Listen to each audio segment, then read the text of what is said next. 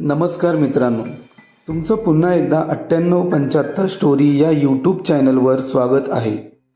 आजच्या आपल्या या गोष्टीचं नाव आहे भयानक रात्र. पण गोष्ट सुरू करण्याआधी जर कोणी या चॅनलवर पहिल्यांदाच आले असाल तर त्यांनी या चॅनलला सबस्क्राईब करायला विसरू नका. चला तर मग अजिबात वेळ न घालवता गोष्टीला सुरुवात करूया.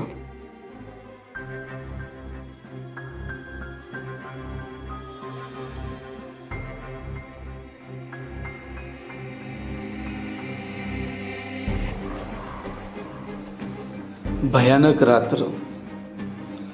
त्या दिवशी अविनाश पहिल्यांदाच गावातल्या जुन्या वाड्यात गेला. वाडा त्याच्या आजोबांचा होता, पण अनेक वर्षांपासून बंद पडलेला.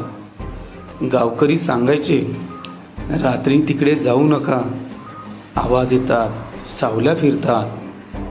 पण अविनाशला अशा गोष्टीवर विश्वास नव्हता. अंधश्रद्धा आहे ही, असं म्हणून तो वाड्यात गेला.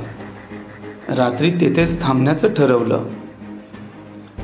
सुरुवातीला सगळं ठीक होतं, पण मध्यरात्री अचानक दार आपोआप बंद झालं. खिडकी कडाडून आपटली. किणकिणाट, घशात अडकलेला श्वास आणि पावलांचा आवाज.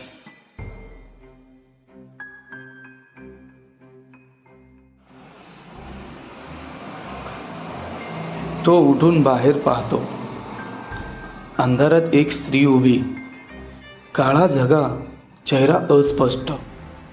तिच्या दिशेने तो काहीच बोलत नाही, फक्त मागे हटतो. ती हळूहळू पुढे येते. तितका दिवा अचानक पेटतो आणि ती स्त्री नाहीशी होते. अविनाश घाबरून खुर्चीत बसतो. त्याला आठवतं त्याच्या आजीचं जुने बोलणं, त्या वाड्यात तुझ्या आजीने शेवटचा श्वास घेतला, तिचं काही अपूर्ण राहिलं.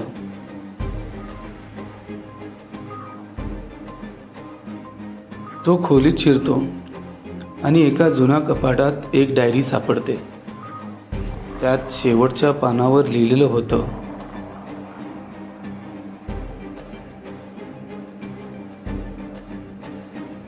माझं तळघरातलं दागिन्याचं पेटी उघडणं राहिलंय.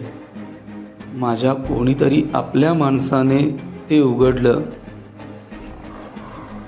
तर माझा आत्मा शांत होईल. अविनाश तळघरात जातो, पेटी उघडतो आणि एका झपक्यात थंडी वाजते. पण वातावरण हलकं होतं. त्यानंतर त्या वाड्यात कधीच काही विचित्र घडलं नाही.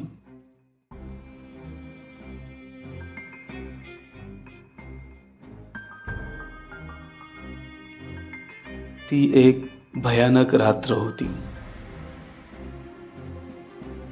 पण कुणाचं अपूर्ण प्रेम त्या रात्री पूर्ण झालं होतं.